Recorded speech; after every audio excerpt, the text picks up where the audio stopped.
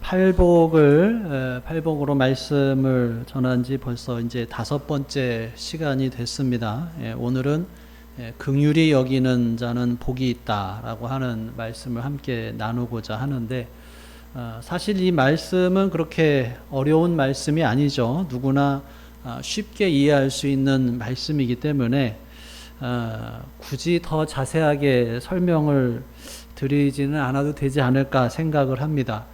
긍휼히 여긴다, 불쌍히 여긴다, 측은하게 여긴다, 이런 말의 뜻을 모르시는 분이 다 아시죠? 긍휼히 여긴다, 불쌍히 여긴다, 측은하게 여긴다. 우리 교회에서 지금 막내가 누구죠? 소민이? 아니야? 응? 정민이? 정민이 알아? 측은하게 여긴다 무슨 뜻인지? 몰라? 불쌍하게 여긴다는 알아? 불쌍하게 여긴다는 알아? 그래. 자, 긍휼히 여긴다, 불쌍히 여긴다, 또 측은한 마음을 가지고 사람을 대한다. 이것은 우리가 너무나도 잘 아는 내용입니다. 주님께서 우리에게 말씀하시기를 긍휼히 여기는 자가 복이 있다라고 말씀을 하시면서, 자, 긍휼히 여기는 자는 어떤 복이 있다고 그래요? 우리가 긍휼히 여김을 받게 될 것이다 라고 말씀을 합니다. 긍휼히 여기는 자는 긍휼히 여김을 받을 것이다. 그러면 자, 우리가 긍휼히 여김을 받는다고 했는데, 자, 우리를 누가 긍휼하게 여기는 게 누굴까요? 자, 우리가 긍휼하게 여기면 우리가 다른 사람들에게 긍휼을 베풀면 다른 사람들이 우리를 긍휼히 여긴다라고 하는 의미일까? 아니면 하나님께서 우리를 긍휼히 여기신다, 그런 말씀일까요? 자, 여기는 이 유대인들은 하나님의 이름을 함부로 얘기하는 것을 꺼렸기 때문에 하나님께서 무엇을 하실 것이다 라고 하는 것을 표현하는 게 아니라 그냥 하나님의 이름을 생략하고 표현하는 것을 즐겨 했습니다. 그러니까 너희가 긍휼히 여김을 받을 것이다, 이 말은 거기에 하나님께서 너희를 긍휼히 여기실 것이다, 그 하나님의 표현이 들어가 있지 않지만 대부분의 이 성경에서 나와 있는 표현은 그 주체가 이제 하나님이라고 생각하고 이해하시는 것이 대부분 맞습니다.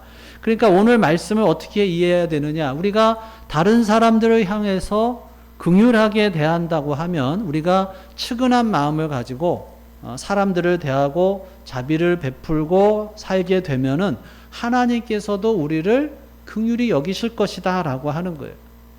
하나님께서 우리를 긍휼히 여기실 것이다 라고 하는 말씀으로 오늘 본문의 말씀을 이해할 수 있습니다. 아주 간단하고 쉬운 말씀이죠. 더 이상 설명이 필요 없는 말씀인데, 근데 우리가 팔복을 이렇게 나누면서 하나의 문제가 있죠. 그게 뭐냐면, 오늘 말씀을 예로 들면, 자, 긍휼히 여기면 긍휼히 여김을 받을 것이다, 이 너무나도 쉬운 말씀인데, 문제는 이걸 모르는 게 문제가 아니라 알기는 아는데 우리가 긍휼한 마음으로 사람을 대할 수 없다고 하는 게 문제죠. 완전히 긍휼히 대하지 못하는 게 아니라 어느 정도는 우리가 사람들을 향해서 긍휼한 마음을 가질 때가 있어요. 예를 들어서 우리들에게 친절하게 대하는 사람들이 있다고 하면 우리는 친절하게 대할 수가 있죠.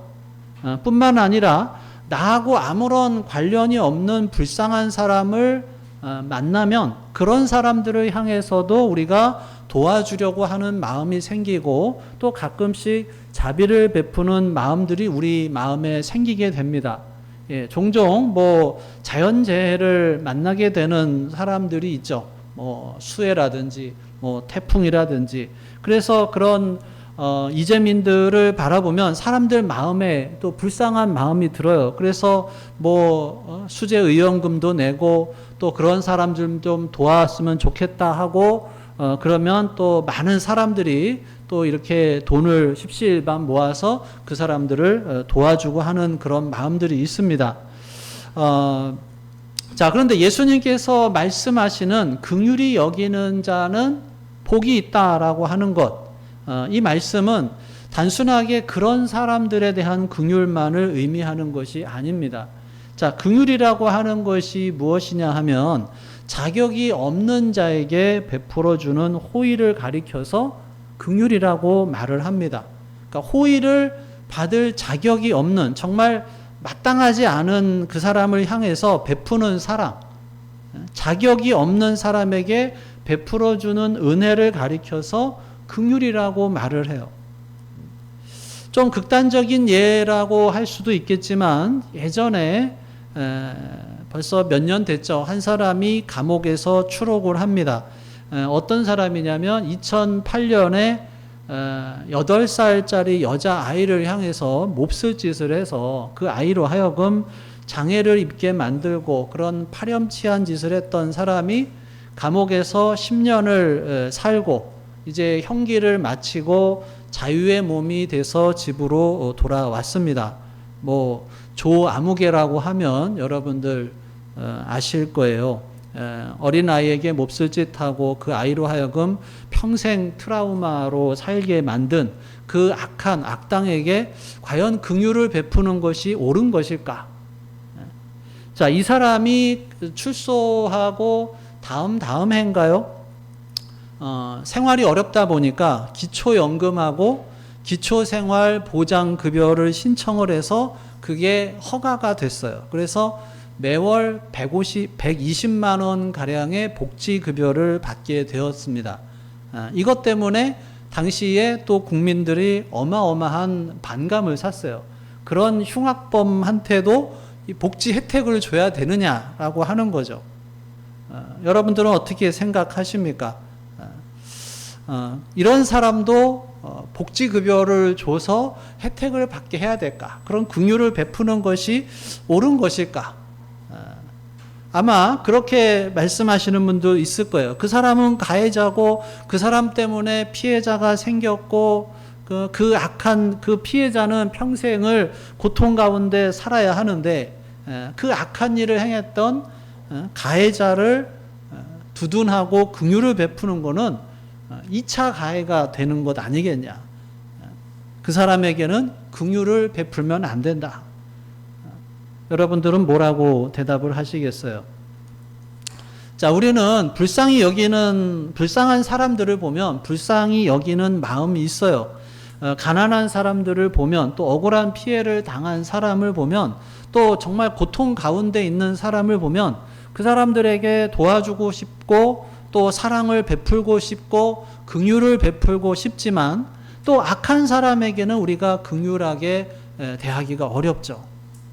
뭐 그런 아주 그런 극단적인 것뿐만이 아니고 당장 여러분들 바쁜 출근길에 나는 그래도 법을 지키겠다고 차례를 지키면서 서 있는데 얌체같이 내 앞에 끼어들고 있는 그 차량에 대해서 긍휼의 마음을 가질 수 있느냐라고 하는 거예요.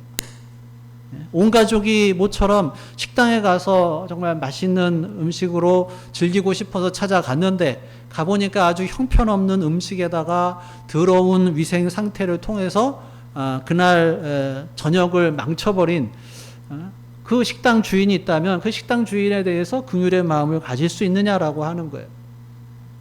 우리 자녀의 아이의 팔을 부러뜨려버린 우리 아이의 친구를 향해서 긍휼의 마음을 가질 수 있을까? 사실 우리들은 다른 사람들이 우리를 향해서 긍휼의 마음을 가져주기를 바라지만 우리는 대부분의 경우에는 화를 내고 분노해야 하는 정당한 이유가 있어요. 저 사람은 분명히 나쁜 짓을 한 사람이고 나쁜 짓을 한 사람에게는 당연히 심판을 행하는 것이 정의인 것이지 우리가 그런 사람들에게 긍휼을 베풀어서는 안 된다라고 생각을 하는 거죠. 자, 그런데 놀랍게도 예수님께서는 그런 사람들에게조차 긍휼을 베풀어 주셨습니다. 물론 여러분들 오해하지는 마십시오. 악을 행해도 괜찮고 악을 행하는 것을 두둔해도 괜찮다고 말씀드리는 것은 아니에요. 악을 행하는 것이 아무 문제가 없다라고 말씀드리는 것이 아니고, 죄는 심판을 받아서 마땅한 것이고, 또 그런 법적인 절차를 통해서 정의를 이루는 것이 옳은 것이죠. 근데 주님께서 베풀어 주시는 긍휼이 무엇이냐 하면, 자격이 없는 사람을 향해서 베풀어 주시는 긍휼이에요. 자, 한 번은 예수님께서 바리새인의 초대를 받아서 그 집에 식사를 하러 가셨어요. 바리새인 시몬이라고 하는 사람이 예수님을 초대를 했는데, 자, 예수님께서 그곳에서 식사를 하시고 계시다는 소문이 수많은 사람들에게 소문이 퍼졌습니다. 그러자 예수님을 만나려고 사람들이 1명, 2명 찾아오는데, 그 중에 어떤 한 여인이 또 찾아왔어요. 그 여인도 예수님이 계시다고 하는 소식을 듣고 찾아왔는데, 그 예수님을 만나는 그 순간에 눈물이 그냥 푹 받쳐서 눈물을 펑펑 흘리는 거예요. 펑펑 울면서 그 눈물로 예수님의 발을 적시고, 자신의 머리로 예수님의 발을 닦고, 입을 맞추면서 향유를 붓는 그런 여인이 있었어요. 근데 그 여인을 보는 순간 예수님을 초대했던 바리새인 시몬은 마음이 굉장히 불편한 거예요. 예수님이 선지자라고 한다면 저 여인이 어떤 여인인 줄 알 텐데, 저 여인은 더러운 여인이고 유대 사회에서 용납될 수 없는 그런 더러운 죄를 지은 여인인데, 그 더러운 여인이 예수님에게 와서 저렇게 하는 것을 그냥 용납해 주시는 것을 이해할 수가 없는 거죠. 정확하게 기록되어 있지는 않지만 아마도 이 여인은 창기였을 가능성이 큽니다. 너무나도 이 사회의 지탄을 받을 그런 죄를 저지르는 그런 여인이었을 거예요. 근데 놀랍게도 예수님께서 그 더러운 죄를 지은 여인에게 긍휼을 베풀어 주셨다는 거예요. 그래서 우리가 그냥 성경을 읽으면 그냥 그때의 일로 생각할 게 아니라 이제 오늘날의 상황으로 이제 좀 바꿔서 생각해 보면, 아까 말씀드린 조아무개처럼 그런 나쁜 짓을 한 사람이 예수님 발 앞에 있는 것이다 라고 우리가 상상을 해볼 수가 있겠죠. 근데 놀랍게도 예수님께서 그런 사람들을 물리치고 이 더러운 죄 나면서 쫓아내신 것이 아니라 그 여인을 품으시고 긍휼의 눈으로 영접해 주셨다는 거예요. 심지어 예수님께서는 십자가에 못 박혀 죽으시면서도 긍휼의 마음으로 기도하셨어요. 아버지여, 저들의 죄를 사하여 주옵소서. 자기들이 하는 것을 알지 못합니다. 그렇게 기도하면서 십자가에서 죽으셨습니다. 여러분, 시몬의 관점 그리고 예수님의 관점이 어디에서 차이가 날까요? 이 시몬의 관점, 바리새인의 관점, 그리고 예수님께서는 이 시몬을 향해서 말씀하십니다. 이 시몬의 생각을 아신 주님께서 물어보셔요. 얘야, 너는 이 여인을 보느냐? 그러니까 너는 이 여자를 보느냐라고 묻는데, 당연히 뭐 보고 있죠. 보고 있는데 뭘 보고 있느냐는 거예요. 자, 이 바리새인은 그 여인이 행했던 악한 일을 본 거죠. 나쁜 일을 본 거예요. 그런데 주님은 이 여인을 보면서 무엇을 봤느냐? 그 악한 일을 본 게 아니라 이 여인의 가치를 보는 거예요. 이 여인이 하나님의 자녀라고 하는 사실을 본 것이고, 이 여인이 소중한 한 사람이라고 하는 것을 본 것입니다. 그래서 하나님의 자녀, 잃어버렸던 한 사람이 주님 앞으로 돌아오는 이 모습을 귀하게 여기면서 이 사람에게 긍휼을 베풀어 주실 수가 있었다라고 하는 것입니다. 우리가 바라봐야 할 것이 있다면 그 사람의 죄, 그 사람의 더러움을 바라보는 것이 아니라 이 사람이 하나님의 자녀고 소중한 인간이고 가치를 지니고 있다는 사실을 우리가 바라봐야 하는 거예요. 정민아, 잠깐 여기 나와봐.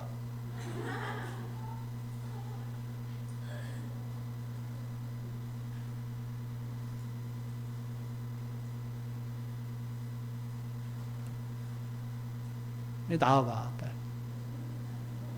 좋은 거 줄게. 나와봐. 정민이보다 좀 더 어린 친구가 있으면 좋을 텐데. 정민아, 이게 뭐니? 돈이지? 이게 되게 빳빳하고 새 거야. 어? 이것도 돈이지? 어? 근데 이거는 뒤에 낙서도 돼 있고 되게 꾸깃꾸깃해. 어? 자, 둘 중에 뭐 가질래? 어? 정민아, 뭐 가질래? 둘 중에. 새 거 가질래? 새 거? 어? 새 거 가질 거야? 그래. 자, 그러면 그 다음 막내 누구예요? 소민이 나와봐. 아, 정민아 들어가지 마. 여기 있어. 소민이도 나와봐.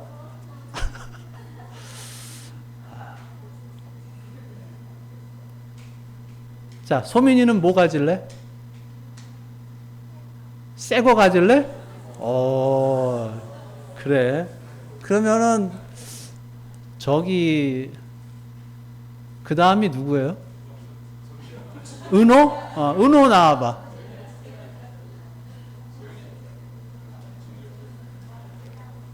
은호는 뭐 가질래?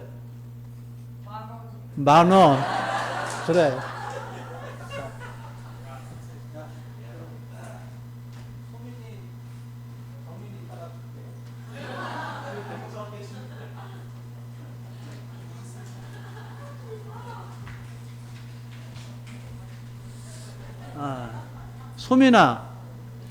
소민이는 왜 5,000원짜리 선택했어? 깨끗해 보여서. 깨끗해 보여서. 나는 한 초등학교 저학년 정도 되면 다 10,000원짜리 선택할 줄 알고 딱 이렇게 2개만 갖고 왔는데 또 깨끗한 거를 좋아하네요. 근데 여러분들은 만약에 선택하라고 하면 뭘 선택하겠어요? 당연히 10,000원짜리를 선택을 하겠죠. 왜? 구겨지고 낙서가 돼 있어도 그거는 10,000원이니까. 요거는 아무리 깨끗해도 5,000원이니까. 그러니까 우리가 아무리 낙서가 돼 있고 구겨져 있고 심지어 그게 그 땅바닥에 묻어서 흙먼지가 있어도 그게 10,000원이라고 하는 걸 알기 때문에 10,000원짜리를 선택을 해요. 그러니까 우리가 긍휼의 마음을 가지고 바라보지 못하는 이유가 있다고 한다면 우리는 더러운 것을 보기 때문에 그래요. 나쁜 것을 보기 때문에. 우리가 봐야 될 것이 있다고 한다면, 우리가 회복되어져야 할 것이 있다면 우리가 사람을 볼 때 어떻게 보느냐라고 하는 거예요. 대부분의 사람들은 어떻게 보냐면 사람을 보면서 제일 먼저 단점이 눈에 들어오게 돼요. 비난할 것을 봅니다. 비난할 것이 하나라도 보이면 비난하고 또 욕하고 정죄하면서 그 사람을 향해서 마음을 닫아버리는 것이 우리들의 습성일 수밖에 없어요. 그런데 다른 사람들이 이렇게 나쁘다고 하는 것, 다른 사람들에게 더러운 모습을 찾아내고 단점을 비난하고 정죄하는 것은 사실은 그 사람이 나쁘다고 하는 것을 증명하는 것보다는 내가 그렇게 영적으로 삐뚤어져 있다라고 하는 사실을 보여주는 것이라고 할 수가 있어요. 우리는 다른 사람들을 정죄하고 그 사람들의 더러운 것을 비난하면서 우리는 그 비난 속에서 나 자신을 숨기려고 하는 경향이 있습니다. 우리는 우리들 자신이 더럽다고 하는 것을 잘 알고 있어요. 그래서 나 자신을 숨기고 싶어 하는데 그 숨기는 가장 좋은 방법 중에 하나가 다른 사람을 비난하는 거예요. 다른 사람을 향해서 비난을 하는 순간에 저 사람은 나쁜 사람이 되고 나는 정당한 사람이 되는 착각에 빠지는 것입니다. 자, 이것을 가리켜서 바리새인 증후군이라고 해요. 놀랍게도 우리 그리스도인들이 자주 빠지는 영적인 질병이 있다고 한다면 바로 이 바리새인 증후군이에요. 우리 스스로를 의롭다고 착각하게 만들고 그리고 회개할 기회를 잃어버리게 만들고 결국 구제불능이 되는 그런 악한 질병이 바로 이 바리새인 증후군이라고 하는 것인데, 다른 사람들의 단점과 비난할 거리가 자꾸만 눈에 들어오고 내 눈에 긍휼의 마음이 없다고 한다면 내가 이 바리새인 증후군에 걸린 것은 아닌지 우리가 진단해 봐야 합니다. 나는 지금 뭘 보고 있는가? 내 눈에 무엇이 눈에 들어오고 있는가? 사람들을 보면서 단점과 여러 가지 잘못된 것을 보면서 비난하고 있는가? 그것은 그 사람이 잘못되었기 때문이보다는 우리들에게 예수님의 안목이 없기 때문이죠. 어머니의 눈이 없어서 그래요. 아무리 못난 자식도 어머니의 눈으로 보면, 또 할머니 할아버지의 눈으로 보면 사랑스럽고 귀한, 너무나도 좋은데, 우리가 영적으로 병들어 있으면 모든 것이 불만이고 모든 것이 나쁘고 비난할 거리만 보고 긍휼의 마음이 우리 마음 가운데 나타나지 못하는 것이죠. 긍휼이란 무엇인가? 자격이 있는 자에게 아니라 자격이 없는 자에게 베풀어 주는 것이 긍휼입니다. 나에게 잘해주고 나에게 좋게 해주는 사람을 향해서 해주는 것으로 내가 긍휼한 사람이 되는 것은 아니다라고 하는 것입니다. 그러기 위해서 우리가 단점을 보면서 비난할 거리를 찾는 게 아니라 가치를 봐야 하고 또 하나님의 자녀라고 하는 사실을 바라봐야 하는 것입니다.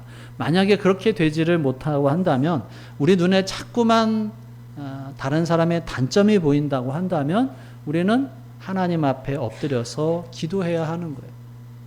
주님, 우리의 영적인 눈을 바꾸어 주시옵소서. 구겨지고 낙서된 것을 바라보지 않게 하시고 그 가치를 볼 수 있는 안목을 허락하여 주시옵소서. 왜 우리가 긍휼히 여기는 삶을 살아야 할까요? 사실은 우리가 아무런 자격이 없음에도 불구하고 우리 주님께서 우리를 불쌍히 여겨 주셨기 때문에 그런 거예요. 영원히 멸망할 수밖에 없는 그런 우리를 하나님께서 우리의 죄악을 바라보시고 우리의 악한 면을 보시고 심판해버리고 끝내신 것이 아니라 우리를 사랑하셔서 예수 그리스도를 십자가에 내어주심으로 말미암아 우리를 구원해 주시고 또 그 구원의 은혜를 우리들에게 입혀주셨기 때문에 그런 것입니다. 그들이 긍휼히 여김을 받을 것이요. 이거는 남에게 내가 긍휼을 베풀어야만 하나님이 긍휼을 베풀어 주신다는 뜻이 아니죠. 내가 먼저 긍휼을 베풀고 그로 인한 보상으로 하나님의 긍휼을 끌어낼 수 있는 사람은 아무도 없어요. 우리의 조건이나 자격이나 공로로 하나님의 긍휼을 얻을 수 있는 사람은 없습니다.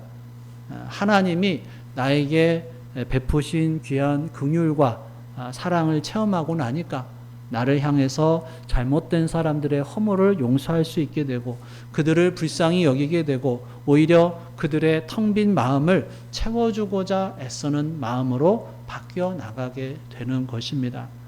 사랑하는 여러분, 처음에 말씀드린 것처럼 죄를 옳다고 말해도 괜찮다는 것도 아니고 죄에 대한 심판을 하지 않아도 된다는 것도 아니고 죄를 미워하는 것이 틀렸다고 하는 것도 아니에요.